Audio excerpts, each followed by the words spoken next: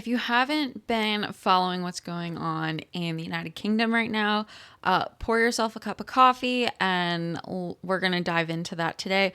But before I dive any deeper, I do want to say this is one of those topics where videos like this probably will get deranked in the algorithm and won't get promoted. So if you think this is important, if you value free speech and the right to live your life as you please, and you want to make sure what's happening in the United Kingdom does not happen in the United States, I would strongly encourage you to share this video with friends, family members, coworkers, anyone who you think could benefit from it. This stuff is happening and it's not getting coverage in the US press. And I think it's going to be up to us as individuals to have conversations about it and be aware of what's happening so we can take action to keep our politicians, accountable and prevent overreach from happening. So the UK passed an Online Safety Act, which I will dive deeper into in a moment. But one of the things that's being required as part of this Online Safety Act is to basically age verify who is able to access digital platforms. So here's one example. This was in Vice News.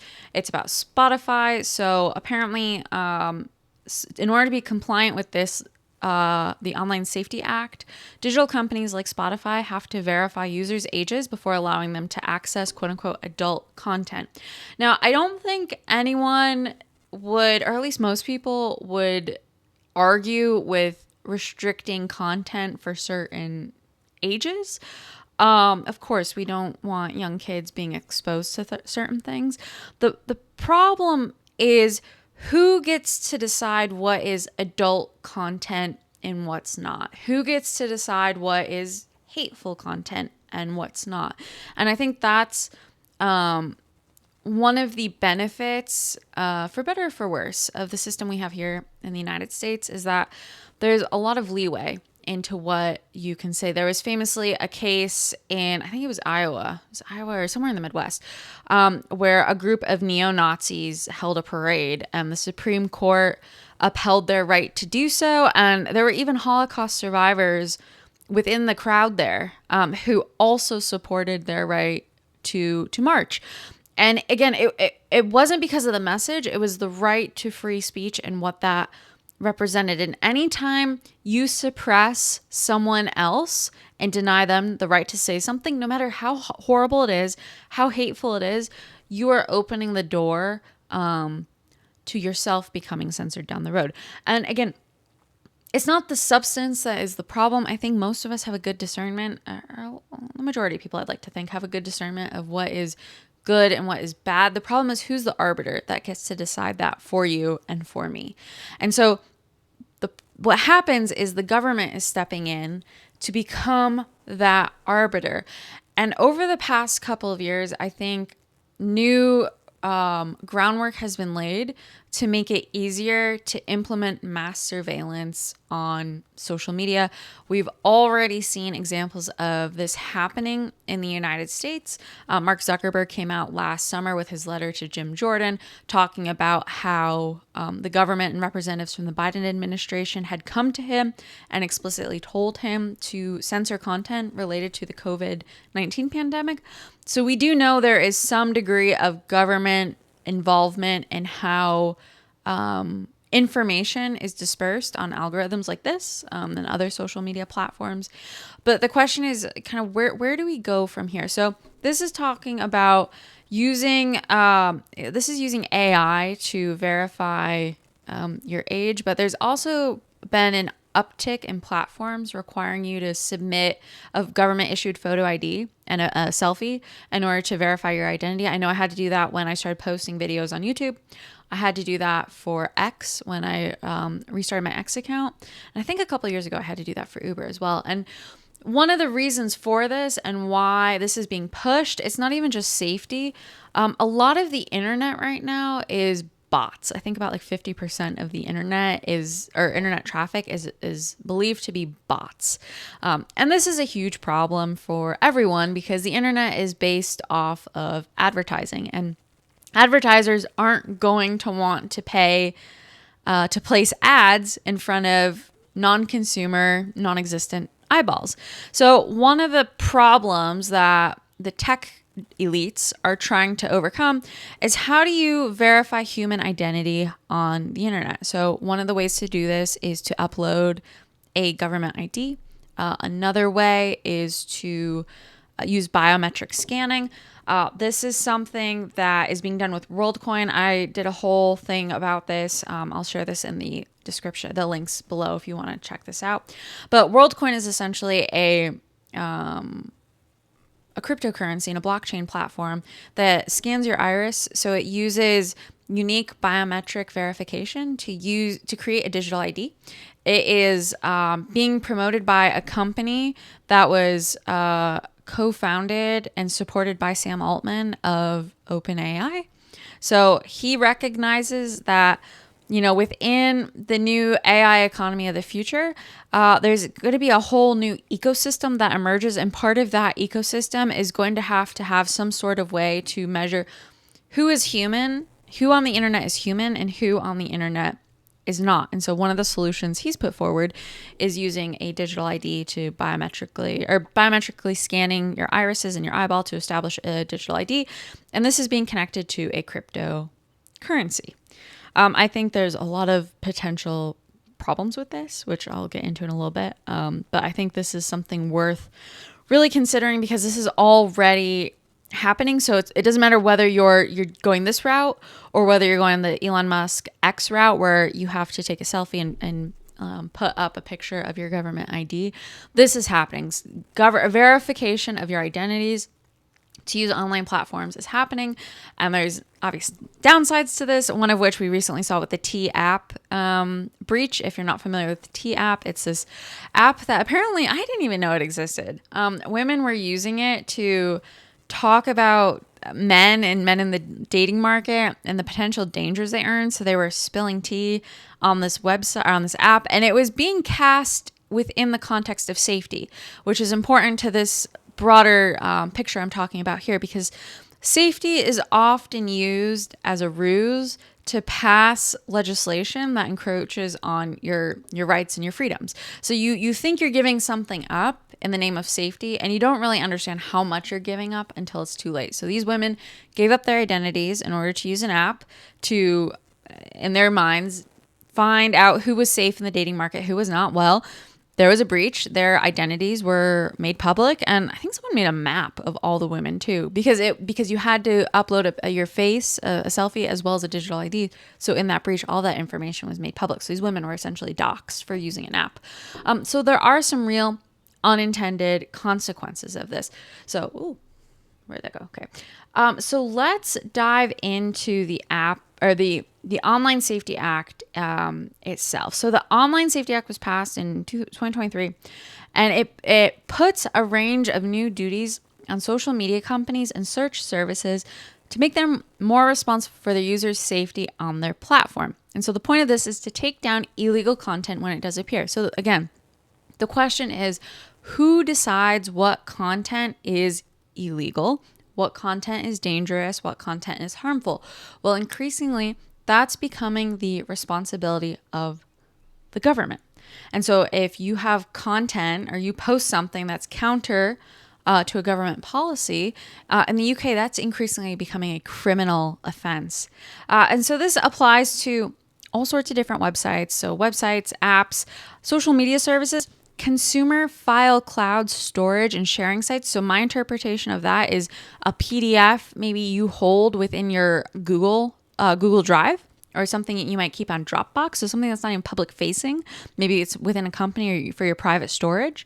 Video sharing platforms, online forums, dating services, and online instant messaging services. I'm not sure if this includes Telegram, but that could, or things like WhatsApp, but it most certainly could. And so the act, this is interesting too. The act applies to services even if the companies providing them are outside the UK, should they have links to the UK. So there's this erosion of territorial boundaries around how pieces of legislation like this apply. So there are legitimate questions. I'm obviously sitting in the United States, so I don't know how exactly this is being implemented. If you're in the UK and you're watching this, I would love your take on what's happening.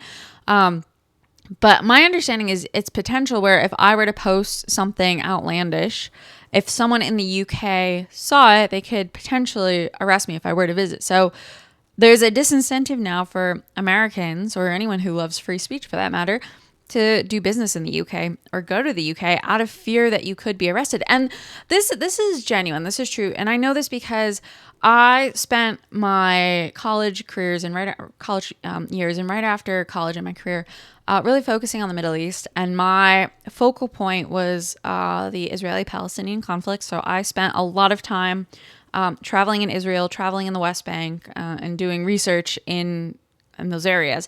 And I was very concerned. That was a problem that I think is still problematic. This was in 2012, 2013, so I'm pretty sure it's still a problem to this day. But the Israeli government was known for having you open up your Gmail. Social media really wasn't that big at the time. It was mostly like just Facebook.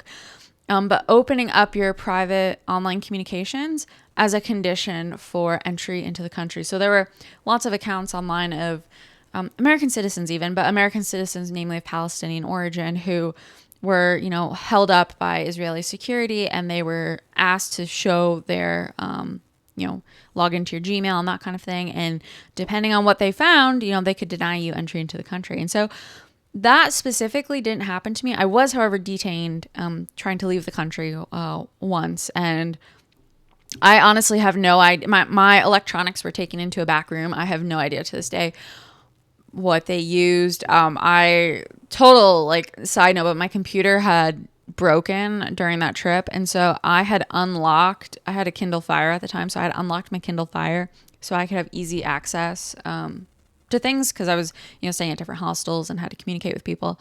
And so it wasn't password protected. So to this day, I have no idea what they accessed, what they looked at. But that does happen. So I have personal experience that there is precedent for other countries accessing your your online communications before they let you into their country. So there's no reason for me to believe that this also would not apply to the United Kingdom. So that is something of concern, because it's hard to say where it stops. If this act applies to companies that provide the services, even if they're based out of the UK, does it also apply to people using those services outside the United Kingdom who then intend to travel to the United Kingdom, whether that's to visit family, for business, personal vacation, whatever? There's a lot of questions about that. So this whole act, just a couple things I wanted to highlight, but the criminal offenses that they list here that came into effect in January 2024 include things like sending false information intended to cause non-trivial harm and threatening communications. Well, one could argue a lot of the stuff that happened during COVID-19 could fall under one of these two bullet points. Depending on your interpretation of what is true information versus what is false information, you could end up in a position where you're committing a criminal offense. And again, it's who gets to decide what is information, what is okay information, and what's not. It's up to the state to do that.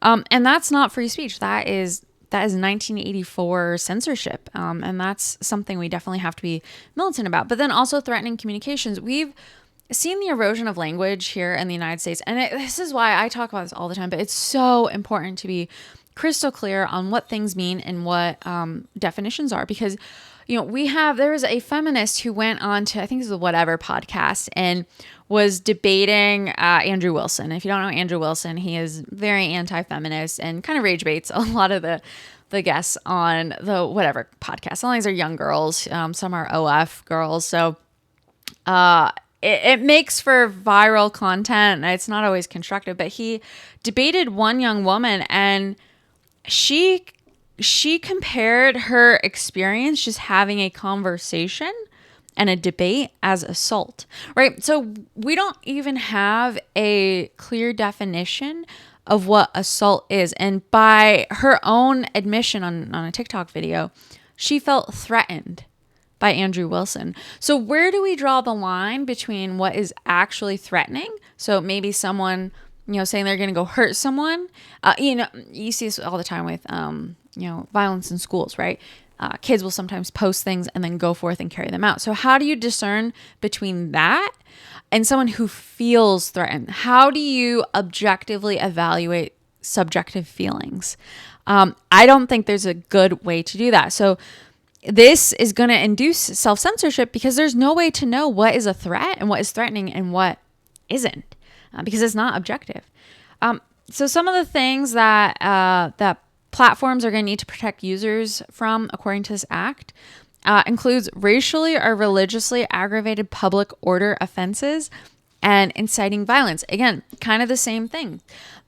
This is a very, there's a spectrum of what this could encompass. Is someone actually, inciting violence, or is someone talking, emphatically about it? Or, I could reference something historical in a video.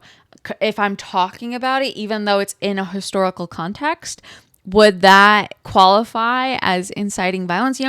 Context is really important. So along with language definition, context matters. And a lot of times we strip both the meaning and the context out of what we talk about. So without those things in place, it's really hard to figure out, how lawmakers and how police officials in the United Kingdom are going to evaluate people.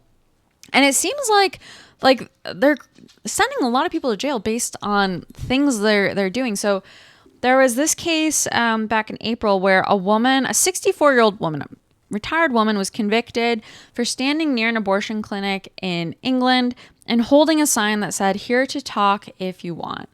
I know that. So the UK had passed a buffer zone law where it criminalized the influence of people within 150 meters, that's 500 feet, of an abortion clinic. So you can't stand outside of an abortion clinic, even if she hadn't had a sign, to quietly pray, right? It's criminal now to do that. And that's very strange to us in the US because you see this stuff all the time outside of Planned Parenthood. That's one example. I don't think this woman caused anyone harm. She just has a sign, "I'm here to talk if you want." This is a big decision if you go forward with an abortion. So, she was just offering, compassion. Maybe she wanted to sway young women to choose a different option, but it was mostly out of compassion. And then there's another case here where 2 men were jailed for social media posts that stirred up far-right violence. Again, this is important because we've conflated anyone who criticizes the leftist, globalist, I don't even know what to call it, the postmodern. I'm just going to refer to it as postmodern. The current postmodern regime, anyone who questions postmodernism and postmodern ideologies is automatically equivocated with the far right.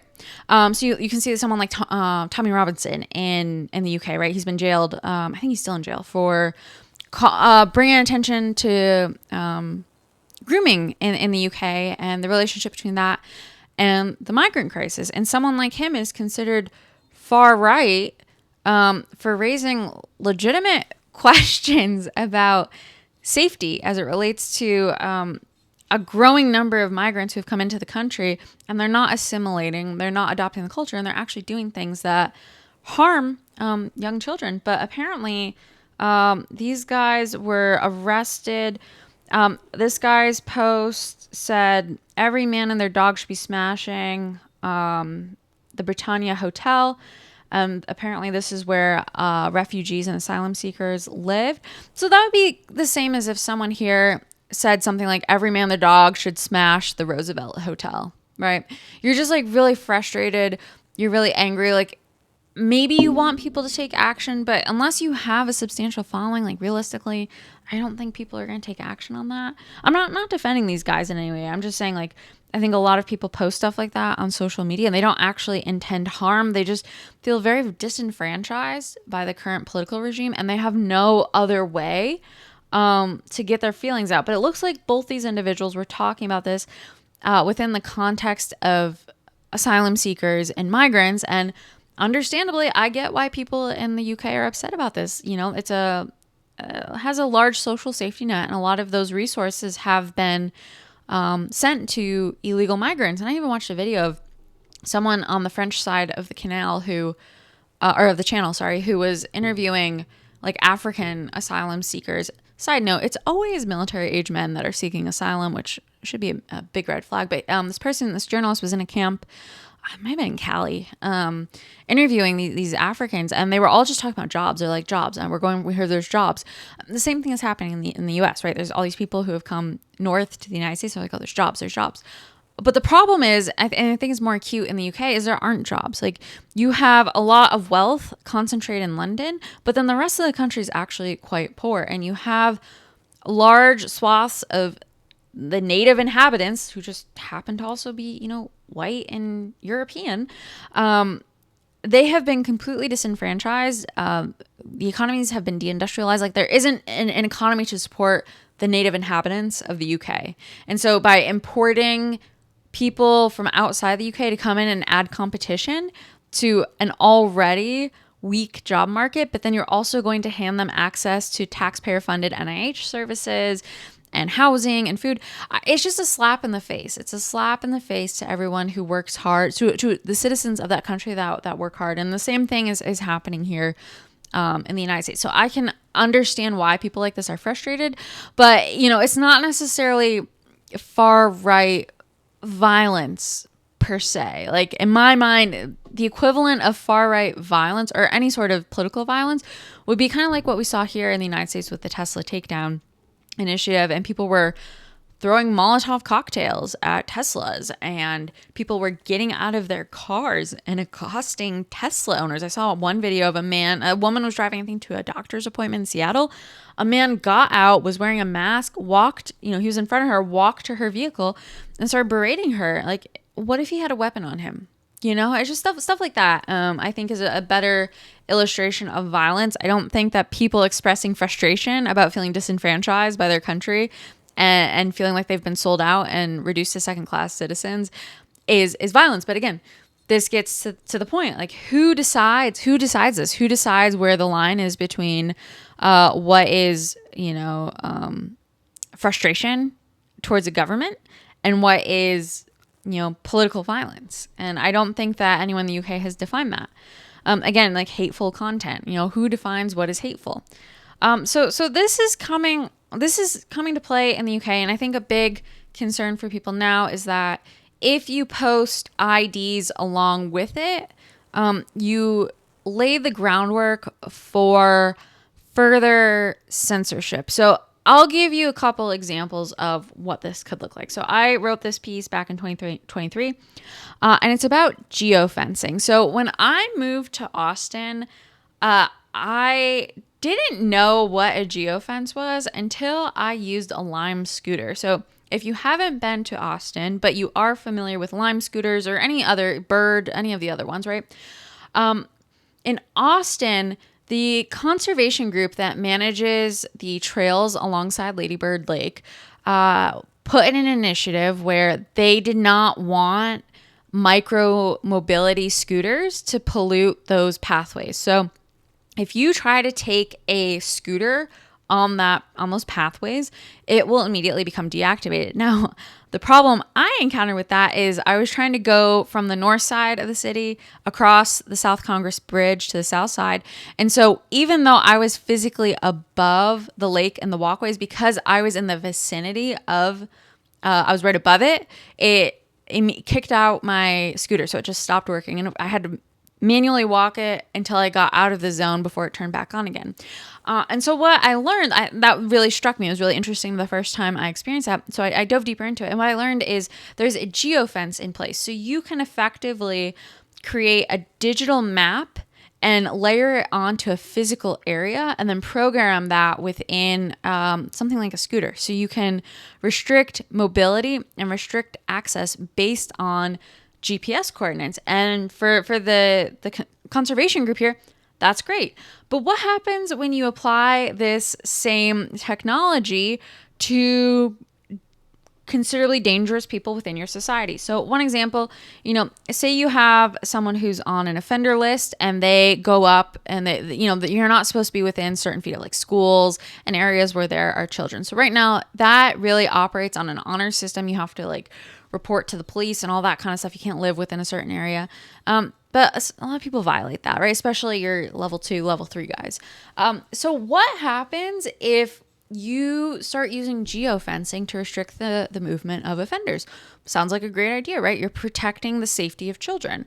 You're making it so that the police knows at all times where these people are, and if they violate the terms of their probation or, whatever requirements they have, like, you get an alert and the police know and they can respond to it. I think that sounds great. Again, safety of children. That's the context of this. But you could apply it to other things too. So take like a social credit score, or even your FICO credit score, for example. You could apply the same thing to that. So what happens when you implement this and you geofence an area based on a credit score, a social credit score, or maybe with the UK case, people who commit criminal offenses, inciting violence online? You can restrict movement of people within different areas, and that creates effectively a digital ghetto.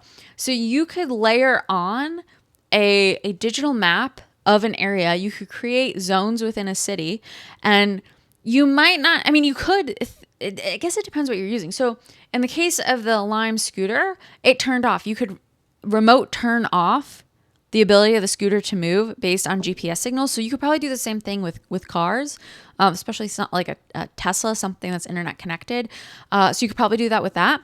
Otherwise, you could do the same thing as you would with an offender, right? You could set up alerts and an entire surveillance network that would limit where people could go based on what your score is, based on what your behavior is, right? So only people with good behavior, good scores can go to this part of town. And if you are someone who doesn't have good behavior, everyone has a phone on them, right? So your phone would know who you are, and it would trigger for the police to come and address the situation and find you. So I don't think that's outside the realm of possibility. And now that there are online safety laws on the books, especially in the UK, it's within, a realm of reason for that to happen. So I'll share this in the description below if you want to read this. But, I think location-based services could lead to ghettoization based on your behavior within society. And so we always talk about that within the social credit scoring system within China. But I think as stuff like this with what's happening in the UK continues to be rolled out, we might start seeing social credit scores here in the West as well. Another example of this would be participation in the economy. So if you're outside, I'm not in the gamer world, but I sometimes see gamer stuff come up in the news. So the gamer world has been incensed lately because apparently MasterCard pushed Steam, which is one of the major game distribution platforms, to de-index some of their not safe for work content. And some of it, I can't say what the content includes because, YouTube algorithm. But a lot of it was adult content that's not, I think most people would be offended by. But regardless, the point here is that MasterCard and payment processors were pushing for this. It wasn't Steam that was pushing for it. It was MasterCard. And you might not realize this, but MasterCard and Visa are effectively a duopoly within the United States. Like, you will be hard pressed to be able to engage in any sort of day-to-day transactions without a Visa or MasterCard. I would even challenge you, if you really want to understand what it's like to be excluded from the economy, just go in your wallet, find anything that's Visa and MasterCard, take it out of your wallet, and then delete whatever digital app you have. Go through your Venmo, go through Cash App, go through PayPal. Anything that is processed through MasterCard or Visa, eliminate it. See how far you get within a week. You'll find it shockingly difficult to engage in any sort of transactions. So this is important because it shows how information and censorship is being used to exclude, in this case, games, but exclude certain participants in the economy. This is also happening. I think Michael Knowles posted about this. He's a right-leaning commentator, and I guess Stripe has been giving him issues and has unbanked him, so refuses to work with him. So this is another example. If you don't adhere to whatever the ideology is, you could lose access to the payment processors and the banking tools and basically everything you need to participate in the modern economy. And that's a pretty big deal. So today, we're talking about people being jailed and imprisoned for free speech violations, but tomorrow it could be geofencing, limiting your ability to move physically within an area, but then also economic participation. And that's super important because so much of our economy happens online now. You can still pay for things in cash, and I think it's important to do so. But there's a lot of places now where you can't. I mean, there's a coffee shop I love to go to down the road, and they don't take cash. That's just becoming the reality of it. And so if you're like effectively boxed out of the economy, you're going to find it really difficult to participate. So this is the slippery slope of where we're heading. Like it starts with some of this today, regulating content, and tomorrow, it's okay, well, you talked about COVID. And because you talked about COVID, it's not even just deplatforming you or deranking you in the results. It's, geofencing you, preventing where you can go physically. It's limiting how you can spend money and participate in the economy. So this is a slippery slope, and I think it's worth paying attention to. So here in the United States, we are currently working through our own Kids Online Safety Act. It's not quite as comprehensive as the UK one, but it's kind of going in this direction. You can read this online if you want to. Again, the whole idea for this is to protect kids and keep kids safe. But honestly, if we wanted to keep kids safe, we would release the Epstein files and the UK would address all the grooming gangs. But neither of those things have happened. So I personally think kids are being scapegoated. But more telling is we've already lived through this. And I think most people have forgotten it. Gen Z wouldn't be aware of it, but the rest of us lived through it and know and have completely forgotten our recent history. So everyone knows what happened in 2001.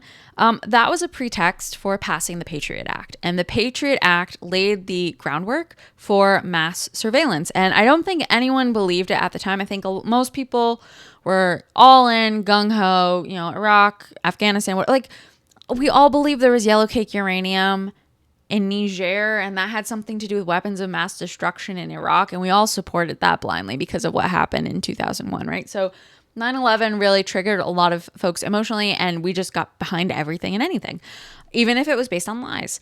And so the Patriot Act was passed. No one questioned it. I mean, a couple folks in Congress did, but you could count them on one hand how many. There next to no one questioned it. And now here we are. And what's happened since then? Well, Edward Snowden revealed that, in fact, these tools that the government, enhanced surveillance, the tools that the government told us was going to protect us from terrorism, was actually being used domestically and could be used to survey Americans. And okay, so we've been kept safe from terrorism, but there haven't been any attacks since 2001. So, I mean, it raises a question. Either we're really good at thwarting threats, or the threats aren't really what we were told they were, and they're not really as severe as we think they are. Well, now, okay, fast forward to today. So, Patriot Act, everyone, was around who can remember. People, minority of people were talking about it, but not a lot. That it would pose a risk to our freedoms. Edward Snowden demonstrated that, these programs were existing. Okay, now, it's 2025. During the COVID pandemic, Mark Zuckerberg has explicitly said, people from the Biden administration came to Facebook and told us to censor things. You have evidence of dissenting voices during COVID that were deplatformed. And so we know this type of censorship is happening. We know government surveillance infrastructure exists. And now with artificial intelligence and biometric scanning and all this kind of stuff, the new technologies are in place to actually implement this. I mean, a lot of people have been talking about Palantir winning contracts with the government. Palantir's been around for a while. On the one hand, we need efficiencies. You need different government databases to talk to one another. On the other hand, this is going to lead to a centralization of information and make it easier for the government to survey you. So the question, and I think the thing we need to be vigilant about is, where do we draw the line here? Are we, as a country, going to say, no, we want to protect the First Amendment? Or are we going to allow the encroachment on our civil liberties the same way we did after 9/11? Are we going to, be seduced by the notion of safety and capitulate? We've already done that with 9/11 and that aftermath. We did it in COVID and that aftermath. So at what point are we going to draw the line? And I think what's happening in the UK is worth paying attention to because the conditions are very similar. Obviously, like America has a very different political tradition than the United Kingdom. But the fact that you have a disenfranchised population who's being cast as far right and an immigrant population that is an existential threat to the native inhabitants of that country, I think there's some parallels with what's happening in the United States. Again, different. America is a country built on immigrants, and so the conversation here is slightly more nuanced.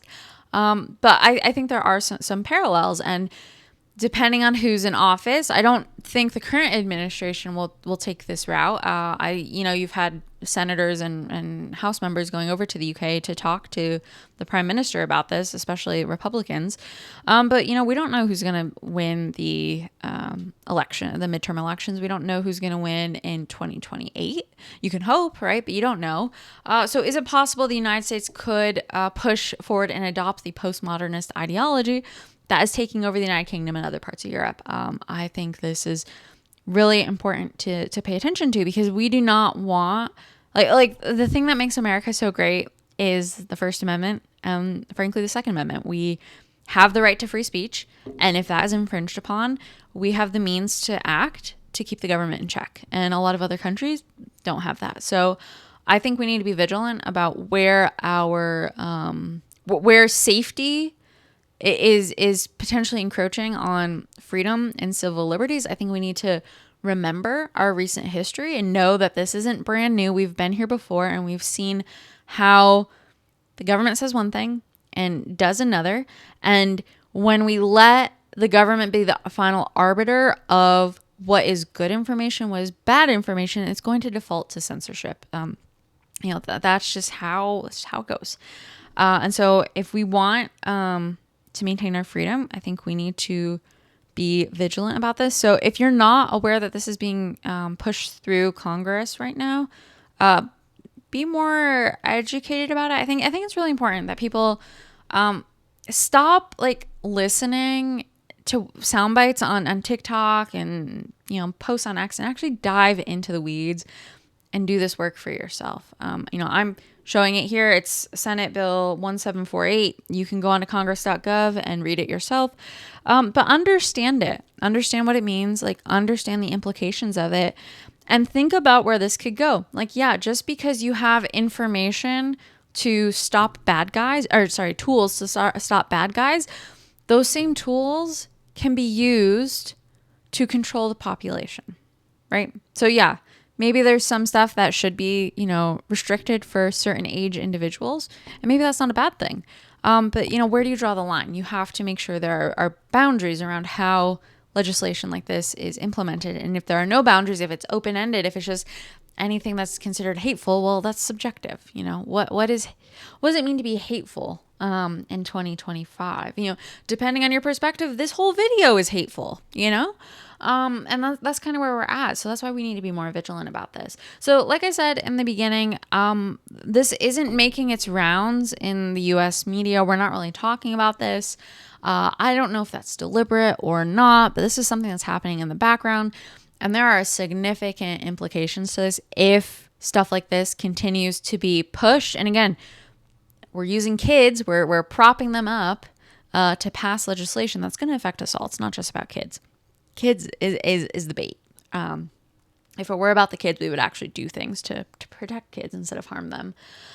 So pay attention to this, get involved with your local, your state representative, your House representative. Let them know how you feel about this. As much as, I'm a cynic about the legislative process, I think we also have to be more participatory in it and let folks know that their job in Congress is to represent us. It's not to represent their own interests. But pay attention also to what's happening in the UK. I don't know that the US is necessarily going to be downstream of what's happening in the UK, but it could be. So the more we are aware of what's happening there, the more we can prepare ourselves here. So like I said, share this with anyone who you think might be interested in learning more about this or isn't aware of it, because I do think this is fundamentally important to our continuation of this country and this awesome experiment we have in democracy and freedom.